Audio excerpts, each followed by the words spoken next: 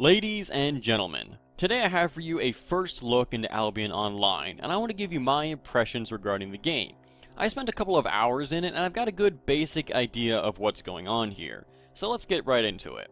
Albion Online is, well, it's okay. It's an MMO based largely around the gathering of different tiers of resources and crafting a variety of things out of them.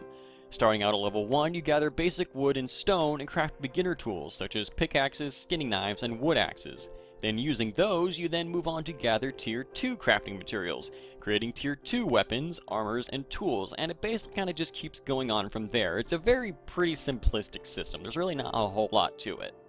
The world of Albion Online is quite big. It's split up into squares, and each tile represents an area of the game, and each area is quite big in and of itself. From what I've learned, certain tiles that have world PvP allowed can't be taken over by guilds, which is pretty cool as this allows for rivalries to form and adds an interesting competitiveness to the game.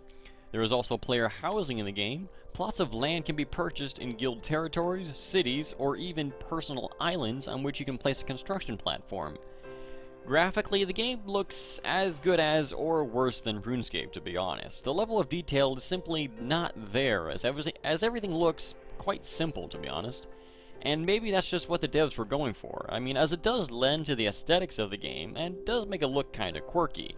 So maybe it's not such a bad thing. Combat in Albion is fairly simple. To attack something, you simply click it and then proceed to use the spells and abilities you have chosen from your armor and weapons. All of your armor and weapons have spells that come with them. I guess I would call them spell slots, as each piece of armor may have more than one slot, and within each slot you can only choose one spell to use from a short list. There are 3 armor types, light, medium, and heavy, to go along with the 3 basic combat roles of melee, ranged, and magic. Although I am assuming you can mix and match these into your preferred style of play.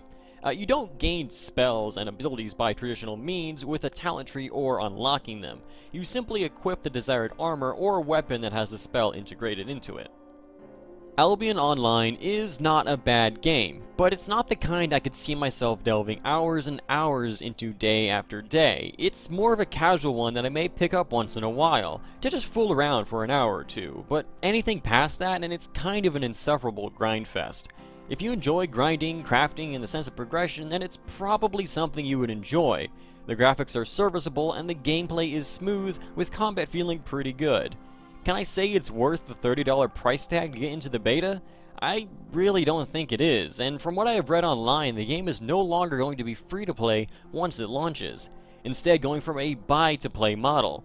But will it be worth the price tag? I still don't think so. I don't mind some grinding, but this game seems to have it in excess, and that's just not something I can get behind. If it was free to play, then I could recommend it more as something to play in your free time or on occasion. But as it stands now, I really can't justify the price tag. I thank you all for listening. Leave a like if you enjoyed the video. Hit subscribe to see more quality content. I'll see you next time. And as always, have a good day.